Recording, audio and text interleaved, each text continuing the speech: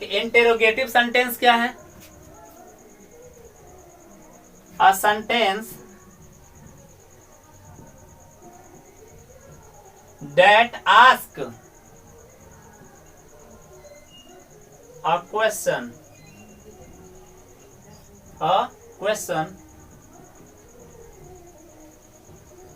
is called an interrogative sentence.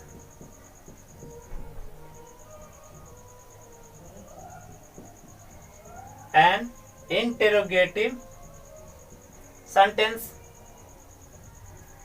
वह वाक्य जिससे कोई प्रश्न पूछा जाता है, वह वाक्य जिससे कोई प्रश्न पूछा जाता है आपका इंटेरोगेटिव सेंटेंस कहलाता है।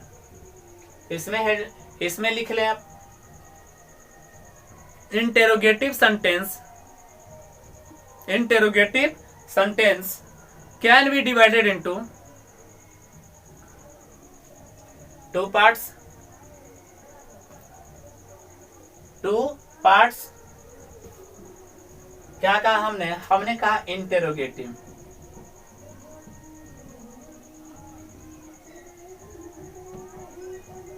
इंटेरोगेटिव,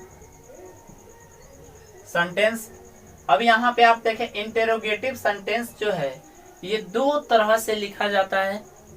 फर्स्ट जो है ये जो दो तरह से स्टार्ट होता है। फर्स्ट जो है start with auxiliary verb, start with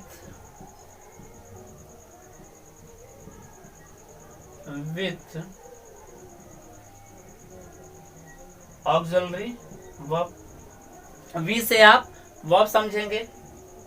और second one is start with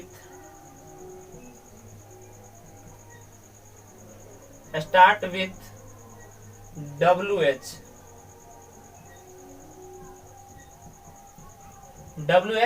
family. अब ये जो स्टार्ट जो ऑक्सिलरी वर्ब से करेगा तो इसका स्ट्रक्चर क्या होगा?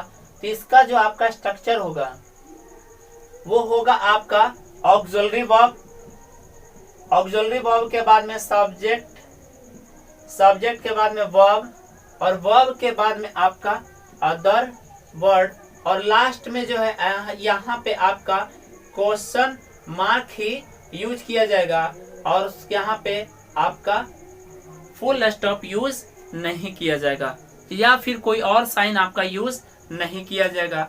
जब भी यूज किया जाएगा तो लास्ट में आपका क्वेश्चन मार्क ही यूज किया जाएगा।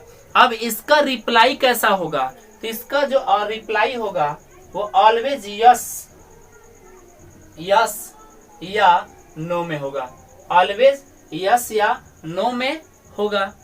अब इसका भी आप एग्जांपल लिख ले ताकि आपको और बेहतर तरीके से समझ में आए। डू यू नो मी, अगर कोई व्यक्ति आपसे बोलता है डू यू नो मी तो आप क्या बोलोगे? अपने बारे में डिटेल बताओगे या आप यस या नो का रिप्लाई करोगे? क्योंकि यहाँ पे आपसे यस या नो पूछा गया है और यस या नो से आपका काम चल जाएगा। जहां यस या नो से काम चल जाता है तो वहां हमें पूरी डिटेल देने की कोई जरूरत नहीं है, कोई आवश्यकता नहीं होती। Do you know me, do you know me. और एग्जांपल लिख लो, are you a student, are you a student. अब बोलो क्या और कोई डाउट है? हमने आपको 2-3 एग्जाम्पल दिया है, आप ये मत देखिए कि 2-3 एग्जाम्पल दिया, लेकिन हमने आपको स्ट्रक्चर दिया। इससे आप हजारों सेंटेंस बनाओ, हजारों सेंटेंस लिखो, जितना मन करता है उतना लिखो। अब यहाँ पे इंटेरोगेटिव सेंटेंस जो है ये कैसे स्टार्ट होगा, कैसे लिखा जाएगा? तो हमने कहा है स्टार्ट विथ ऑक्सिलरी वर्ब। इसका स्ट्रक्चर क्या होगा? इसका जो आपका स्ट्रक्चर होगा वो होगा आपका WH वर्ड, WH वर्ड के बाद में आपका ऑक्सिलरी वर्ब होगा, ऑक्सिलरी वर्ब के बाद में आपका सब्जेक्ट होगा और सब्जेक्ट के बाद में वर्ब होगा, वर्ब के बाद में आपका अदर वर्ड होगा और अदर वर्ड के बाद में आपका क्वेश्चन मार्क ही होगा, फुल स्टॉप या कोई और साइन का यूज नहीं किया जाएगा। जब भी यूज किया जाएगा तो आपका क्वेश्चन मार्क का यूज किया जाएगा। जब भी यूज किया जाएगा तो क्वेश्चन मार्क का यूज किया जाएगा। अब इसका रिप्लाई कैसा होगा? क्या इसका रिप्लाई यस या नो से काम चल जाएगा?